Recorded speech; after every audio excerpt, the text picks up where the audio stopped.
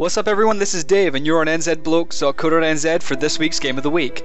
Now originally released in March 2013 on the Xbox 360, PS3 and PC, and now available on next-gen consoles with the graphics turned up to 11, we're taking a look at the Square Enix reboot of one of gaming's biggest names. Yes, I'm talking about Lara Croft and the latest Tomb Raider game.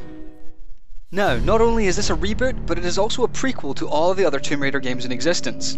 The story occurs on an island in a place known as the Dragon's Triangle. Lara is a recently graduated assistant on an expedition to try and unearth an ancient and mysterious civilization. However, before things can get underway, their ship is wrecked and the survivors are washed ashore, which is where you join the action. You'll immediately notice that Lara is not the hardened raider of tombs you may well know and love in this game. Square Enix has seized an opportunity to tell the story of how Lara came to be that person.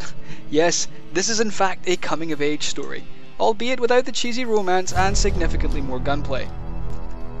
Speaking of gunplay, you will find that guns are not the only tool in your arsenal in this game.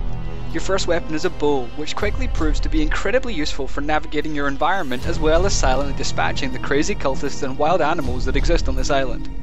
You do of course pick up more traditional weaponry and there is no shortage of opportunities to use them in the course of this game's single player campaign.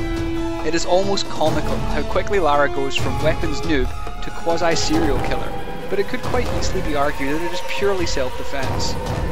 Graphically, you'll get the most out of this on a top-tier PC or a next-generation console. Naturally, the game's mechanics have not changed since the original release, but the additional horsepower afforded by a PS4, Xbox One, or a good gaming PC really let this game shine. The island zones that you move through in the game can all be accessed time and again to find all of the little shiny things that you may have missed on your initial playthrough of the story. If you're a completionist, then this will give you plenty of value and replayability. But if you've already clocked this game on the PS3 or the 360, there's little incentive to revisit it, unless you really want to see how those graphics have been updated. That is not to say that this game is bad, however. Anything but. This is a high quality, well presented adventure game which does a great job of establishing how Lara came to be the very specific raider of tombs that she is.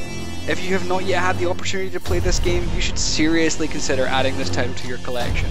If the single player is not enough to seal the deal for you, then Square has also included a multiplayer component with 3 different game modes as well. This all adds up to an 8.5 out of 10 from me. Thanks for listening, blokes. This has been Dave.